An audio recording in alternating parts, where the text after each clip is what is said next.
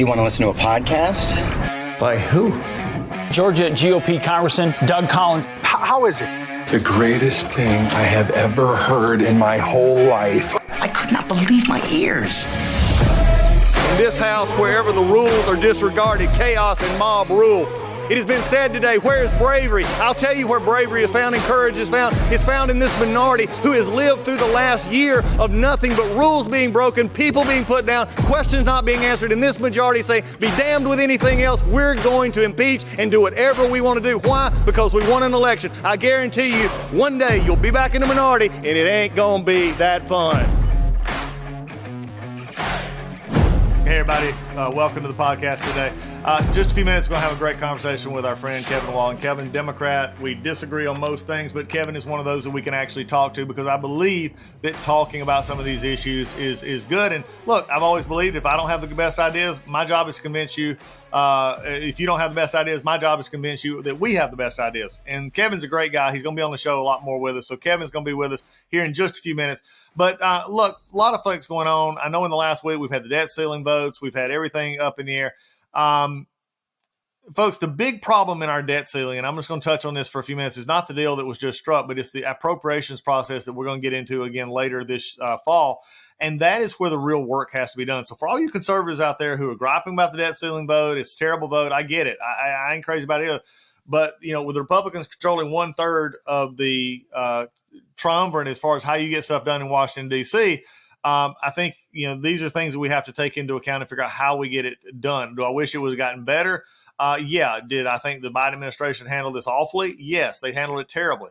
And now we have to move forward. But folks, if you really want to focus, if you really want to be an informed person, focus on the appropriations process. Watch and see if they actually do. One of the things is to get all 12 bills done. Or they face a 1% across the board cut, which, by the way, is a disaster. Do not think that 1% across the board for all programs, defense and otherwise, is a good thing. It's not. Okay, 1% across the board for defense will put us in a position with maintenance and operations that will be detrimental if you just have to take it all in defense, where everybody else gets 1% spread over all the other agencies. So, again, this is not a good thing, but we're going to continue to monitor here on the Doug Collins podcast, let you know what's going on. But right now, after the break, come back with my friend Kevin Wall. Hey, everybody, you know about Legacy Precious Metals. Legacy Precious Metals, you hear from them. We talk once a month. We talk about Legacy Precious Metals, talking about precious metals being part of your portfolio, how they're your navigator. Well, now they're not only navigating in a new way, they're actually giving you a new way to buy gold and silver. In fact, Legacy Precious Metals has developed a revolutionary new online platform that allows you to invest in real gold and silver online. In a few easy steps, you can open an account online, select your metals of choice, and choose to have them stored in a vault or shipped to your door. I'm more of a ship to my door kind of person. I enjoy having them with me, but they can do it either way, and you can now do it online. It gives you real access to a dashboard where you can track your portfolio growth in real time, anytime. You'll see transparent pricing on each coin and bar. This puts you in complete control of your money. This platform is free to sign up for. Just visit legacypminvestments.com and open your account and see this new investing platform for yourself. Gold hedges against inflation and is against a volatile stock market. A true diversified portfolio isn't just more stocks and bonds, but a different asset class. This platform allows you to make investments in gold and silver, no matter how small or large, with just a few clicks. Remember, do as I have done. Go to legacypminvestments.com and get started today. And now you've got a new tool to help you along in your investments. Hey folks, MyPillow is excited to bring to you their biggest bedding sale ever. For a limited time, you're going to get the Giza Dream bed sheets for as low as $29.98, a set of pillowcases for only $9.98, and rejuvenate your bed with a MyPillow mattress topper for as low as $99.99. $99.99. Get a mattress pillow topper. Look, they come in all sizes. They got all kinds of stuff, blankets. They've got duvets. They've got quilts. They got comforters. They got body pillows. They got bolster pillows. They got all that big discounts. And also, they're extending their money-back guarantee for Christmas until March 1, 2023, making them the perfect gift for your friends, your family, and for everyone you know. Folks, and just from a personal note here, I have the Giza Dream Sheets. They're on my bed right now. I slept on them last night. Some of the best sheets that we and Lisa and I have ever owned. They are worth, at this price, they're a steal. My wife and I have bought bed sheets, linens at much higher cost. It's supposedly much higher quality. These from MyPillow are at the highest of quality, and at a price like this, you can't beat it. So go now to MyPillow.com, use promo code Collins, Collins, or call 1-800-986-3994, and you'll get huge discounts on all the MyPillow bedding products, including the Giza Dream bed sheets for as low as $29.98, and get all your shopping done while qualities last. And remember, put in that promo code Collins for these discounts. Between the two of us, it's funny for people who've heard the podcast before. Kevin has been on before. Kevin is a friend. We politically we differ, and that's fine. That's what we that's a good thing. But it's funny, we've been keeping up with overtime with text, and we'll go back and forth. I'll see him, he'll see me, and we'll go back and forth. And I said, well, it's time for us to get back into this, and really to do it regularly, Kevin. I want to do this. Today I want to just we're going to cover a lot of topics, just in general, just you and I sitting at the coffee shop, and our listeners are sitting at the coffee shop just talking about really the things that are going on.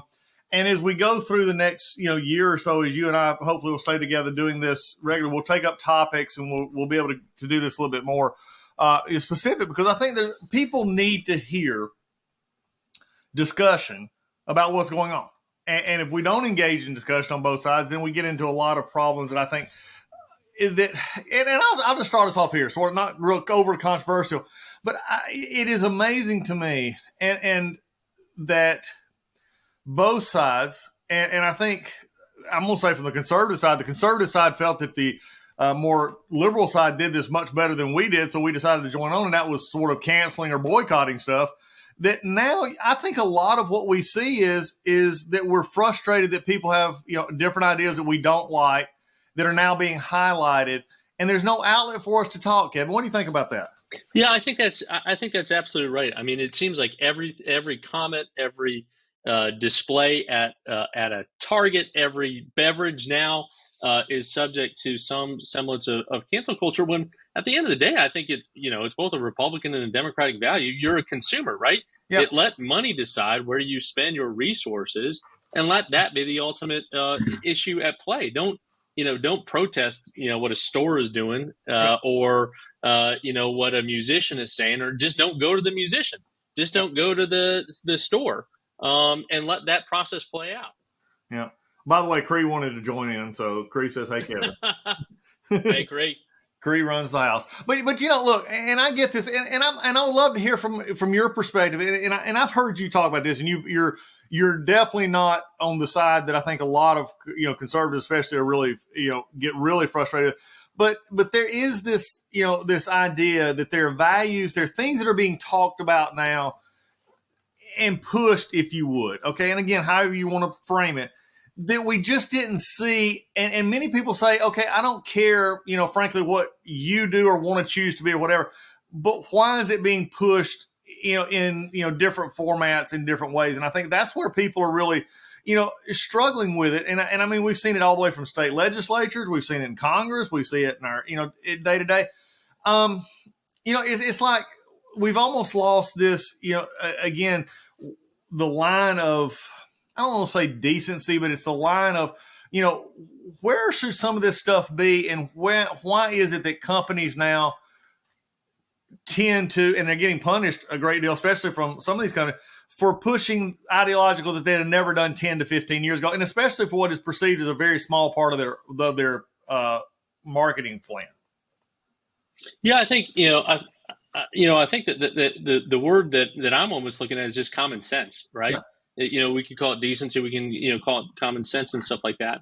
And I think there's pressures on a lot of these Fortune 500, 100 companies, especially in the consumer space, right, to be reflective of their employees. So, you've got all these kind of LGBT groups within these Fortune 500 companies. You've got, these African American groups, you've got Asian American groups, whatever, in terms of the diversity aspect of it.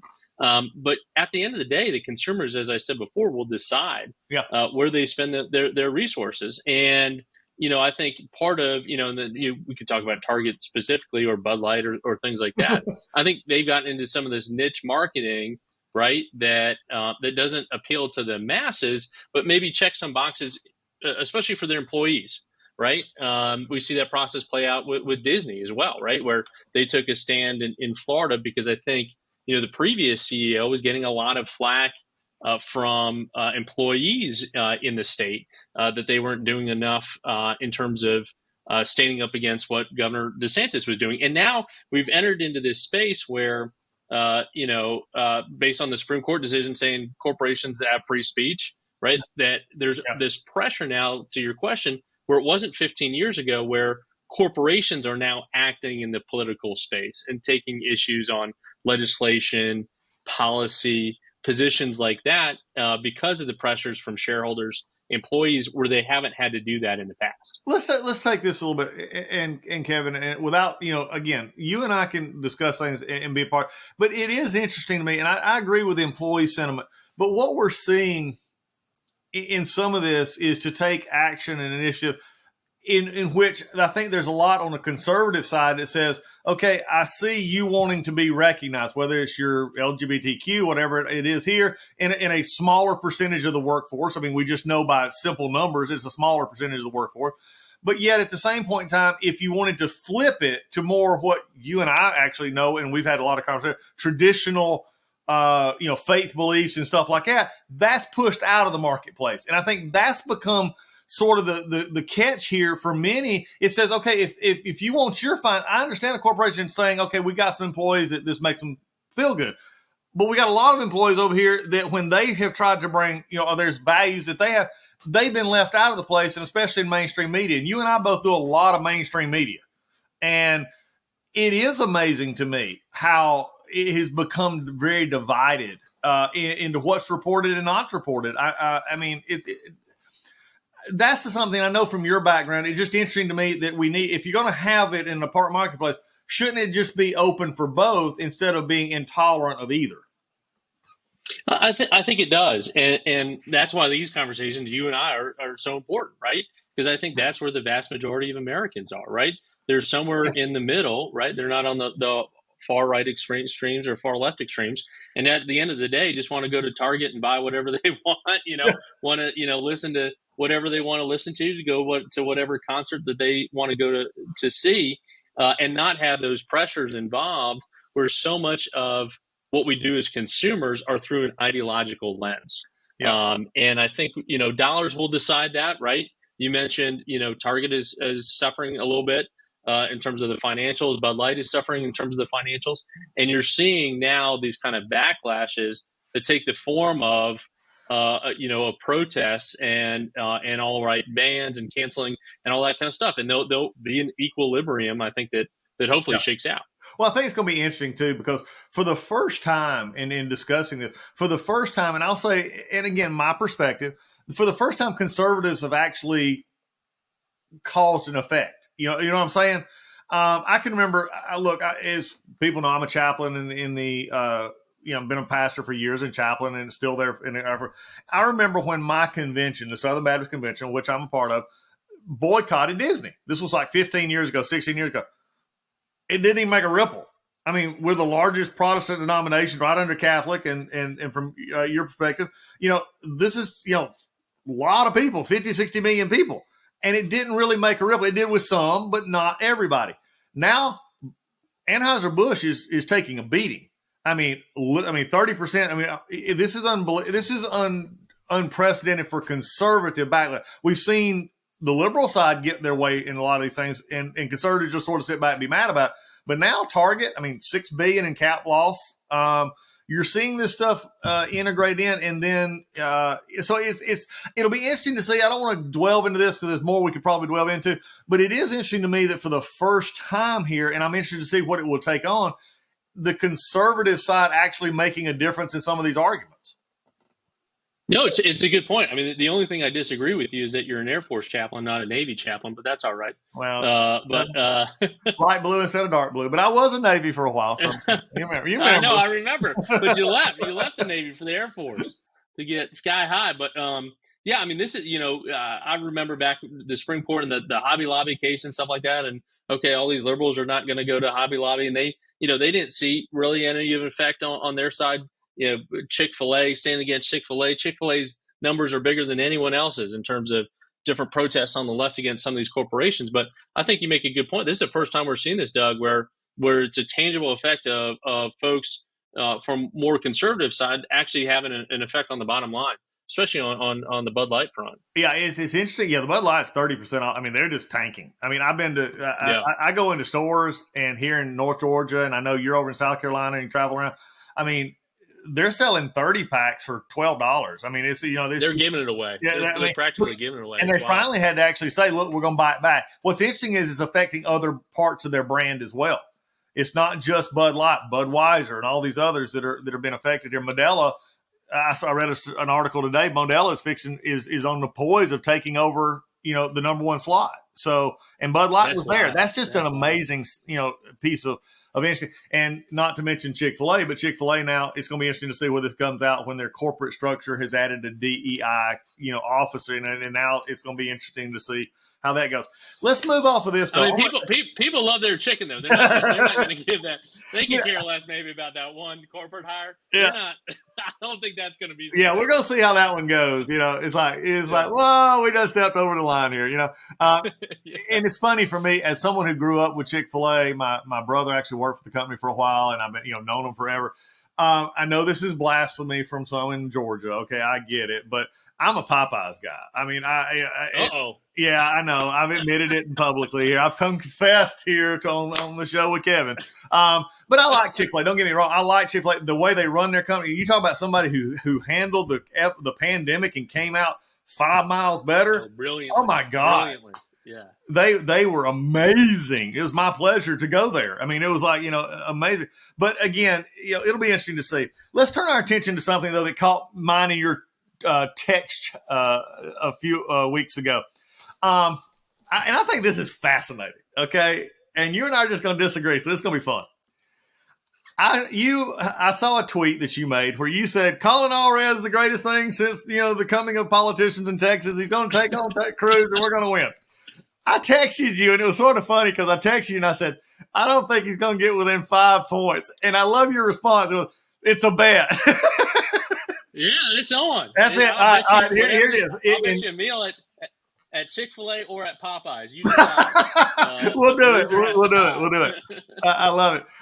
But here's the thing, and this goes into Georgia. It goes into North Carolina. It goes into I'm unwilling to put Arizona, Pennsylvania. I think there's some other additives going on in those, but you and I are going to have a long conversation over the year about that. But let's just deal with Texas. I'm going to give you now a moment here, my friend from the left. Explain to me by any number that you've seen in Texas that gives you any thought that Allred, who by the way won the seat with Sessions after it was, it was made a real tough seat for Sessions to start with. Yeah, it changed a bit outside Dallas. Yeah. Yeah, he could win statewide. Here's your minute or two pitch. Yeah, listen, I think, demographics, I argue in that piece, demographics are changing, right? So it's getting a little bit more black and brown in terms of the communities. They're traditionally more Democrat in terms of their voting. Actually, I've seen coming out of the pandemic too, I can't tell you the number of people I know that are Democrats that are moving, and this is a whole other conversation, that are moving to places like Texas, like Austin, Dallas, Houston, Florida, Georgia, South Carolina. We see it, we split our time between D.C. and Charleston. It's all Yankees coming down. So I think that changes the demographics on the ground. You see Texas change a little bit. I mean, the fact that they're impeaching Ken Paxton is so fascinating too, that these House Republicans are seeing their own districts change a little bit. And lots been reported in terms of the dynamics on the ground there. Colin's got it, he's a fourth generation Texan. Ted Cruz, was born in Canada and moved to Texas. We appreciate that. I got to get in a little plug for that. So I think he's got a really compelling case. And again, Ted Cruz just won by 2 points against Beto O'Rourke, just 4 years ago. So, yeah. I mean, Texas is Democrats' white whale. We've been saying Texas is going to go blue for the last 2 decades, right? Ever since Ann Richards. But again, I think, the more that this is a terrible Senate map for Democrats, as you know, Doug. The more that we can, be a little bit on the offense, right? And Texas gives us one of the few opportunities, maybe Florida too, if we recruit a good candidate down there against Rick Scott. But these are a few of the only places where Democrats can actually go on the offense. Oh, I agree. Look, Robert Francis was a complete, utter disaster. Okay, in Texas. Okay, I mean, I'm sorry, and I came in with him. He and I actually came into the Congress together. Interesting guy 10 years ago, and really changed toward the, especially when he took on Cruz and then ran for president and got the vanity. He became like a legend in his own mind, I think, too, in terms of the ego deciding everything and all that kind of stuff. He reminded me of one of, that carried his own fan to blow his hair. It's like, hi, come into the room. And then the stupid stunts that he pulled last year in the governor's race was just, the Uvalde incident where he breaks up the starts yelling at the press conference. Yeah. And anyway, the interesting thing is, I don't disagree with you in the sense that if you're going to put money somewhere, okay, fine, because you got a lot of donors that go into Texas and other places. But I think one of the reasons why I said lose by 5 is what I saw on the border, and this was results. I mean, we kept a seat down there on the border that no Democrats didn't think we'd keep, and we kept it. And Hispanics in the southern part down there, I mean, we were seeing a much higher percentage. I mean, not since George W. Bush kind of percentages in Texas on there. I just don't see that changing, and especially with the utter disaster that's going on at the border right now, and these communities, and it's just so I was just curious, and I get it. I mean that that you got to put somebody up, and Collins decided, and he's got the money to do it. The question will be: is there a Ted Cruz backlash in Texas? I'm not sure there is. Yeah, it's a good question, and I wonder too. I mean, Texas is such a massive state. Georgia's such a big state. Like I wonder what the dynamic is. And immigration is huge. The border is in crisis. I'm a Democrat that is fine, absolutely saying that and shouting it from the rooftops. I just wonder. I wonder how much the border is at play comparative to say that the energy grid disaster that was down there, right? And Cruz fleeing to Cancun, and I wonder about the voters in Austin and Dallas and the suburbs. Are they super focused on immigration? I'm sure they are to some degree, but the day to day in terms of that energy grid, that is just going to be an issue again and again until they get it in line and get it better. I wonder if that takes over in terms of the issues down there. Well, it's going to be interesting. I mean, I just think Robert Francis was a terrible candidate. But take your power grid issue, which I would have thought would have been a big issue too. I mean, Abbott stomped him. 10 points. And Greg Abbott's a good guy. I like Greg Abbott, but Abbott's not the warm fuzzy guy. I mean, he's not the no. I mean, he is not that politician to get. He's not the. He's not the retail. No. He's no Doug Collins. That's for darn sure. Well, I tell you the one that's going to be interesting. Switching from Texas, and we could probably put the fries on this one. Go to West Virginia. Yeah, I've been out there saying, and I think you've laughed at me before when I said it. I've said I don't think Manchin's going to run for his street seat. I think he's going to run for president. And I think that was, you talk about scaring the White House to death. I think that was scaring the White House to death. But Justice and the governor you gotta love a man whose wife passed away a few years ago, had issues, and he brings his big bulldog with him everywhere. I mean, that's right. He is so cool. Well, and he flips that dog around. I think he did it during the State of the State to say, kiss my dog's booty or something like that, or say it to the dog's rear end or something like that. But and there's some interesting, I think, legal.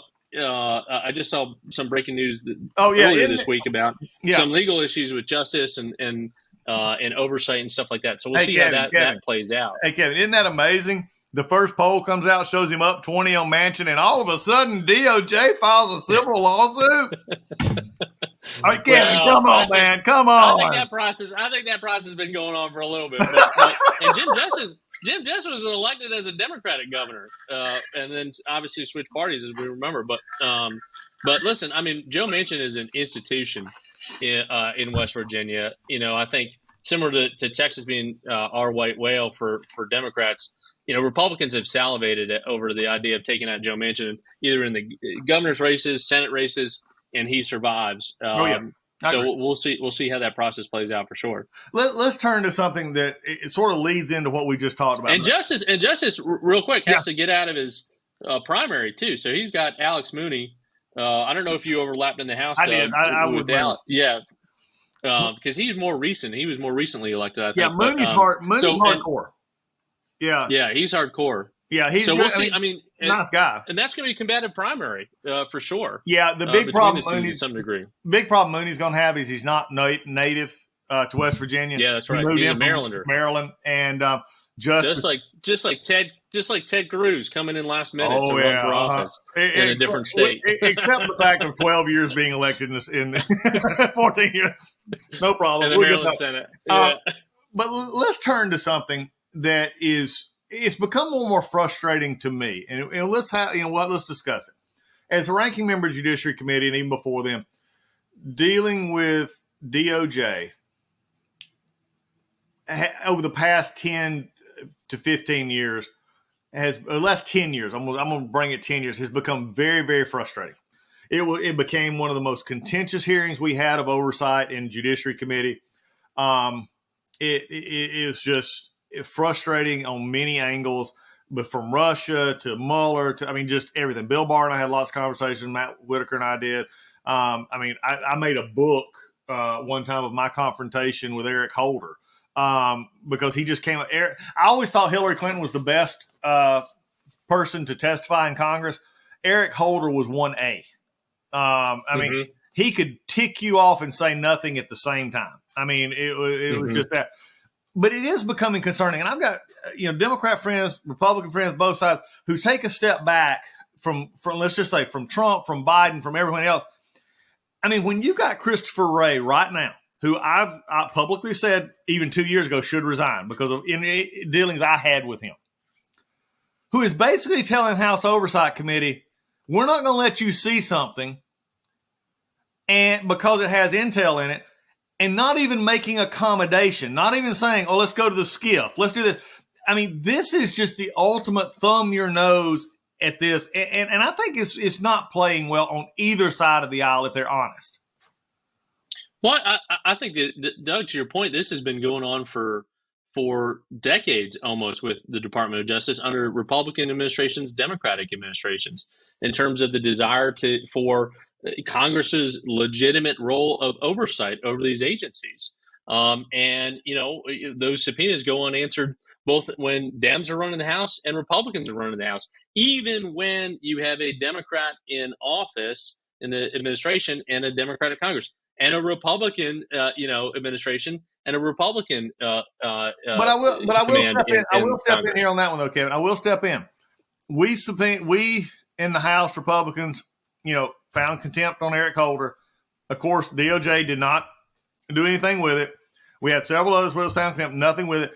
And then, again, without getting into a lot of detail, all of a sudden the January 6th committee all of a sudden finds people in contempt and DOJ finds the cause to start prosecution.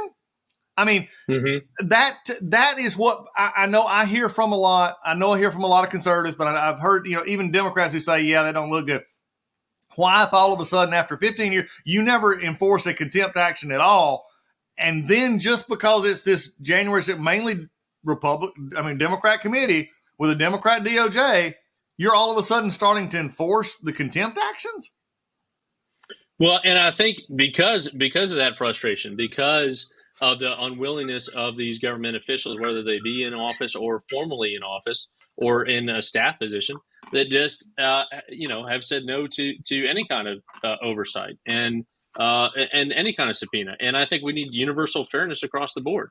And your point is well taken, Doug, in terms of it started with Eric Holder, right? That was we've had some contempt of Congress in the past, but that was in recent memory the most recent issue with that. And was that over Fast and Furious? I think was that part of that. I think So showed legitimate problems. It's one thing. It's one thing for us to disagree on policy. That's all day long. But when you're an agency and you're not giving oversight information, and look, I'll say, Chris, I get you, buddy. It's got some human intel in it. But number one, he's now admitted it exists. That's a problem. Mm-hmm. He's from a legal perspective, he's admitted it exists. He won't say what it says publicly, which I'm one of those that actually say, okay, I get that. What I do not get is out, and I've been in both places. They have really good skiffs at DOJ. We have really good skiffs in the Capitol. You're telling me you can't bring James Comer into a room and show him what he's asking for and then work out a deal, because it's not Chris Wray's property. That's the part that I think bothers a lot of people. Well, we saw the same frustrations, Doug, with Congress. And I think actually the Senate Intel Committee, not to knock the House a little bit, but I think the Senate Intel Committee with Mark Warner, Marco Rubio, really strong. I think we've gotten, at least on the House side, with House Intel, with Adam Schiff and what's his name from California, we kind of gotten off that committee blew up. It did blow up. Yeah. So, but for months, Congress was saying, okay, we've got all these documents at Pence's residence, Biden's residence, issue at Mar-a-Lago. Let us see what those documents are. We are entitled in terms of oversight. And for months, they were stonewalled by the intelligence agencies, just to get a level set in terms of what those documents are. And that's not a Republican issue, Democratic issue. There's documents seemingly everywhere. And they let's still get don't have access. a handle on this. Exactly right. I think they've gotten some briefings, but not the extent that they need to for true oversight. As much as, look, documents and everything else, it is interesting to me that, I granted, now they're trying to say there's more to the Mar-a-Lago incident. Jack Smith's going to have to figure that one out. Okay. But the literal interpretation of that law is very clear. One, you're dealing with a president and Trump. You're dealing with vice presidents and Pence and Biden at the time, who have no declassification authority, have no, but yet, and I'm throwing Pence and Biden both in the same boat here. It is interesting to me, like let's go back to Navy and Air Force. If I went down to Robins Air Force Base where I'm at, where I'm stationed, and I inadvertently took from our secure server, I downloaded something I was using there in the office, and I took it out. It's not a question of did I mean to or not. It's not a men's race. It's just I did it. I'm now punished. Period. End of statement. Mm-hmm. It's just like going back to Hillary Clinton and that server. It's not a matter of did you have it or was it not. It was on there. It's there. But yet these E1s, E2s, E4s, E5s, O2s, these captains, they're sitting there looking and saying, why are they treated differently when every year multiple people are either put out of the military or the FBI or others for doing less? I think this is what really frustrates me. And then to have the highest level of DOJ say, oh, we ain't going to talk about it. Yeah, well, I think that's a frustration by so many people that have access to those documents, Doug, that take their roles and responsibilities seriously. And I think when you come up through the military in that training, it's a lot different. And you've done this on both sides in terms of getting elected to Congress. You have a lot of folks that have no semblance of national security respect, right? That don't come up through the chain of command, that now have access to all these documents. You have administration staff that have access to these documents. They go through FS 86 and stuff like that and background checks, but don't realize the sensitive nature and the fact that a lot of lives are behind a lot of these documents and how we come to this knowledge and this level of intelligence. And I think, we have an overclassification problem in this country. We have a problem with way too many people having access to these documents. We saw that with the guy with the leak in terms of this, the base up in Massachusetts. But again, I think it's a lack of fundamental respect for what these documents are. And the fact that this has been going on for 50, 60 years of people just casually having these things and boxing them up and they leave and all this kind of stuff, and not a real semblance of these are state secrets that are critically important to the national security of this country. And they should. Yeah, it is. And people with those access points, as you said, they come up through the military that have a respect for that should absolutely be frustrated that these folks that have access to these same documents don't treat it with the level of respect that's deserved. Exactly. And I think that's the problem. Again, it goes back to this quote 2-tier system of justice. They see one thing happening to others. They don't see it happening. They see it to the upper echelon, so to speak. They don't see the elites don't get it. It's the common folk that get it. And you know, and in the rise of this populism, and I don't know if it's you and I was talking about this or what, but this populist rise in both of our parties, both Republican and Democrat. That's you know, let's philosophically look back. I mean, I told somebody the other day, I said we haven't seen this much populism sort of on both sides. I mean, in the line of, I mean, we're going back to Huey Long. We're going back to Gene Talmadge in Georgia. I mean, this is not, for people to branch this as conservative and liberal, as you and I would probably classify conservative and liberal, we're not there right now. Yeah, no, I think it's a really interesting point. You know, I've done a lot. I was down in Louisiana a few times over the last couple of weeks or in months down there for Jazz Fest and stuff like that, and actually kind of reading more and more about Huey Long. And it's almost that, you know, the idea of populism wasn't necessarily, you know, he was a Democrat and FDR was actually fearful of him in terms of a primary challenge, but it made such strange bedfellows in terms of the sides of the political spectrum that he united with that populist, bent, that we're seeing some of the traditional lines between Republicans and Democrats kind of grade a little bit with this sense of with an eye towards populism, right? And advocating for those issues. It's a really interesting, and it's happening in both our parties for sure. Well, it is, and I think it's made a lot of these elections in the last little bit, really finishing up on sort of this conversation with, the issue with, so there's some of these races and stuff that we're seeing in the DOJ. Look, I don't know where you've fallen or if you have fallen here. I will not a fan of Adam Schiff at all, number one. Number two, him winning in California, I think would be a travesty. Because you talk about, and look, I have respect for people who stand up for their beliefs and whether they're wrong, right, or wrong, and if they fight for them, and they fight for them honestly. But when I went through the impeachment process and I had to sit there with Jerry Nadler and I watched the others, and Adam Schiff, Nancy Pelosi turned it all over to him, let him do his little Star Chamber issue down in there, and then didn't have the guts enough to come and sit before the Judiciary Committee to defend his report. He sent Dan Goldman up there. And he and I, by the way, anybody on YouTube can go look up mine and Dan Goldman. It didn't work out real well for Goldman. It is ugly. But now he's a member of Congress, and I loved it the other day. Kevin, okay, we both just have to sit back and laugh at both of our sides at times. And look, I'm a conservative. You're not. You're a Democrat. I'm a Republican. But when Dan Goldman got all high and mighty the other day about Jim Jordan and them keeping stuff from him, I wanted to just vomit. I was like, "Are you kidding me? Really?" Because that clip that I told you about was where they released, if you remember the impeachment stuff, they released the phone numbers and conversation between Nunes, Giuliani, and some of the White House folks and reporters. Again, not anything part of this, and it was just gratuitous. Yeah, and he is like. But Adam Schiff, I'm just going to say it now. Does your party have a plan besides Gavin Newsom? Which, oh please God, is Schiff going to win out in California? No, I don't know. I doubt it. I mean, I think Schiff is a little bit more of a showboater in my party than a workhorse. And I think, it'll be interesting, the dynamic with, obviously, the elections in a year and a half in terms of that seat with Dianne Feinstein.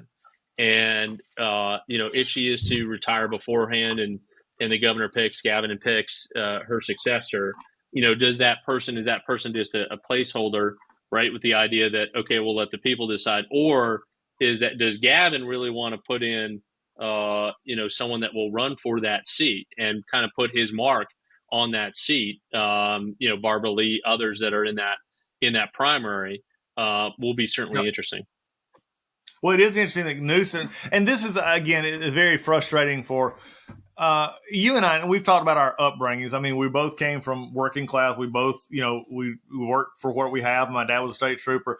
It's very frustrating for me to hear like governors and other things like, I'm going to appoint X, and it be a hyphenate, an African-American female, an African-American male, a Hispanic.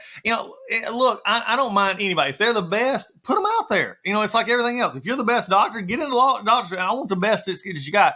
But, for everybody in California now, I mean, Newsom, which I think Feinstein, frankly, should resign now. I don't know if I said this on TV the other day, that I'm faulting her staff at this point. Mm-hmm. Not.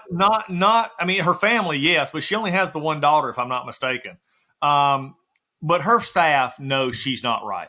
Yeah. And they're getting paid, and I get it. They love her. They're trying to protect her, but they're not protecting her now. When she doesn't even, Kevin, how does it make you feel? I mean, especially, I know what I remember, look, we had a couple of members on the Republican side. It was just like, this is sad. Yeah. But to see Diane like she is now and to know who she was, whether I agreed with her or not, how do we rectify that? It's tough, and I think part of the problem, Doug, honestly, is we're doing all these decisions through the lens of partisanship, and that, you know, Mitch McConnell, others are really good in terms of exercising power, even in the minority. Yeah. And I think there's a fear that if she steps down and Newsom appoints someone, and, you know, I don't know, I'm not as familiar with the rules of the Senate, but I think, you know, it's got to be a majority, at least 60, I think, to put a new member on the Senate Judiciary Committee. And I think that's the calculation that, you know, Mitch McConnell will likely hold up that process, or you won't get 10 Republicans on board to fill that vacancy on judiciary. And the saddest thing is to see Dianne Feinstein wheeled out just to vote on those nominations because of that fear of that split Judiciary Committee, where for the next, you know, year and a half, we won't have anyone processed through. Because I think if she quit, though. Yeah, I think if she quit, though, they can't, because it's 11-10 split. I think if she quit, if she wasn't a member, I think they can put her on, or not put her, but they put somebody else on. And you know, there may be some hoops to go through, but I think they could get the person on. It's just frustrating to me because you know as well as I do, there's not going to be a Republican come out of California. Newsom is not going to report. You know, so you're going to have the numbers. And I think, Doug, to your original point, I mean, you know, love her or hate her, you know, she came in, she was elected in 92 or 94 or something like that. And, you know, really successful mayor of San Francisco, you know, first woman on the Senate Judiciary Committee. And she was a powerhouse on women's issues, you know, gun issues, things like that. And now to see her, you know, just like anyone, you know, and I got Strom Thurmond on my wall right here, you know, campaign, you know, the last days of Strom Thurmond and, you know, others. It was, you know, Robert Byrd, you know, just wheeling it was like Weekend at Bernie's for a lot of these folks. And, you know, that's not fair to their constituents that they represent or to their legacy even, you know? Yeah. Wrapping up here, and like I said, I hope, Kevin, we can make this a regular occurrence. I'm going to talk pretty regular. Yeah. I think we can do this is we look at, but one of the questions is coming up now, and I'm hearing this, so I've got a Democrat to ask. I want to ask. And I know you're in for Biden, and I understand that. But I'm hearing a lot of chatter, okay, that either two things are going to happen. That they're going to try and repeat the 2020 election, basically just hide him away for the next, you know, year. Or there's a legit, this ain't really going to happen. And that there could be, but here's the key, and I'm going to ask this. I think it has to happen before the primaries, because nobody wants Vice President Harris. I've not heard a Democrat who stood up and said, "Oh, please give me Vice President Harris." You know, it just don't. That's like a song that you never hear sung. I mean, it's just not there. From your perspective now, and I know you'll give the line you need to, but do you at least acknowledge that there's a lot of conversation along that same line? No, absolutely. I'm sure there's a ton of chatter out there, just given the president's age and things like that. And that's fine. You know, we should entertain that conversation and have that conversation. And that's going to be, if not a deciding factor, a factor for a lot of voters. I think, you know, these previews of a Rose Garden thing and stuff like that, I think are a bit premature.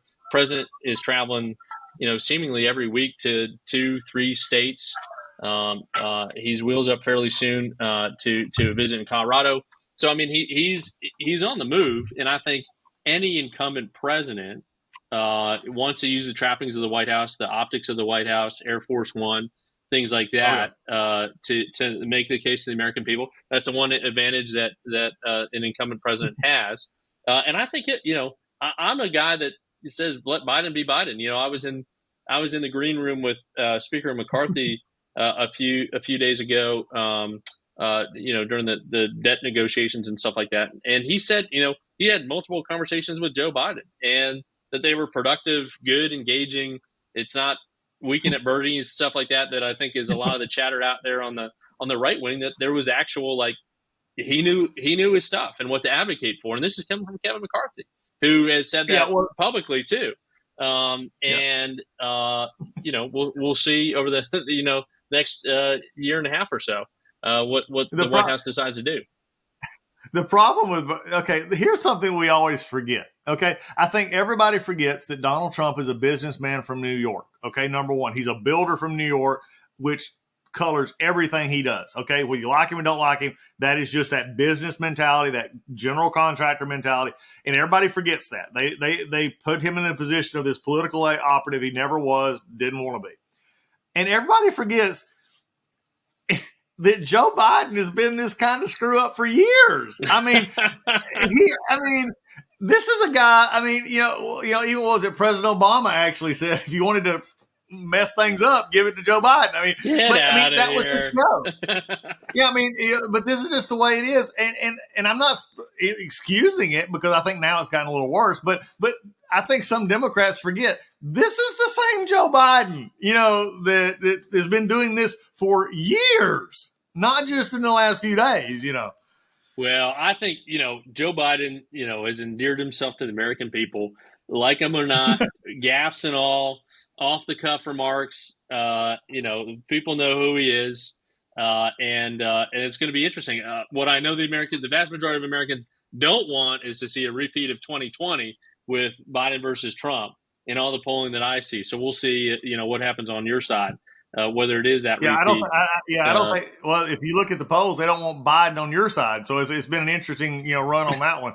Well, the problem for you guys is they want Trump on your side. The vast majority of Americans don't want that rematch, and I'll get my side of those numbers up for the incoming president every day on Fox. I love it. One of the things too, and I forgot you brought it up, and it's a good thing to do because we're right in the middle of votes right now on this debt ceiling. Look, Republican, Democrats. I've never met. I've met very few Democrats. Let me change this because there's a couple of them out there that not you and not others. They just think spending forever and it doesn't really matter. But most know that at the end of the day, we do have a problem in DC. It's just a matter of how we spend it and where we spend it. This debt ceiling stuff. Look, I think at the end of the day, I'm not sure where I would have voted on it, but I don't think it is what all the Republicans wanted by no means. I know it's not what the Democrats wanted, but the real issue here is yes, the debt ceiling, but the real issue is when we come down to the appropriation stuff and we go up, Kevin, and you've heard this before. We've heard it on Democrat. We've done it on Republican side. You've done it on Democrat. Well, we're going to increase it by 5%. Well, we cut it by 2.5%. So we cut the budget by 2.5%. No, you increased it by 2.5%. You took the projected increase and dropped it 2.5%. At some point, you really believe that there has to be a reckoning on some of this stuff. And whether debt ceiling is it, how you use it, I think this will eventually pass. McCarthy will have to deal with the fallout on it. But we just don't focus on the real issue, which is appropriations process. No, I think you're absolutely right. And I think, I think you made this point in a video not too long ago with your podcast that, we haven't gone through regular order in the budgeting process in a very long time. And Democrats and Republicans both introduced their budget, and it's just a signaling budget, right? These are all of our priorities with no focus on actually what will pass, what should pass. I think that the process has been so co-opted by people that have no interest in actually governing, laying out a series of tough decisions. And we've got to give up ground, in terms of the entitlements and things like that, and have a honest conversation on that front. Republicans need to give a little ground on defense and where we're prioritizing those resources there, because if you take both those pockets out, that's what is there, like 12% left in terms of what we're negotiating on the margins when we take out defense and entitlements, and that's not how you're ever going to balance the budget or make any kind of dent in our debt. Yeah, the reality, I tell this story all the time, and I think you may have heard it on the podcast. About 84% of the budget Congress never votes on. 84% of almost, and it's going higher pretty much every year percentagely. So it's about 85%. And people don't understand this. We don't vote on Social Security, Medicare, or Medicaid. We don't vote on it. Every year it just gets spent. Exactly. Because right. It's an automatic entitlement program. And so you are right in the sense that we get down to about 16% of the budget, 8 defense, 8 everything else that you can ever imagine. And the sad part about it is, if you cut out everything but defense, you're still barely breaking even, and we're bringing in more than we've ever brought in, in history. And so it's going to be a really interesting time. I'm anxious to see if we can have some discussion about that on a bigger scale. I tried to work on it in Congress when I was there. The Budget Control Act is a joke. Totally. It's just not there. So as we go forward, well, look, we're going to have a lot of fun over the next while doing these. And folks, if you have any questions for either one of us, go to the DougCollinsPodcast.com. There's a little email button right there. You can send me a question. We'll have this on. And Kevin and I are going to do this, every few weeks. We're going to get on and discuss an issue. And if you want to have an issue specifically that you'd like to hear, let us know about it. In the meantime, catch him on Fox. He is the sanity for the Democrats. That's what they say on Twitter, the sane Democrat or the likable Democrat. We'll take it. Yeah, because the other Democrat they always put me with don't like me. So it's like I don't know how anyone could not like you, but we have a good time as it comes up, but it is fun. But folks, this is the wrap for the day. Kevin will be with us again. Kevin, thanks for being a part of the Doug Collins Podcast. We'll see you again next time. Okay. You're the best, Congressman. Thank you so much.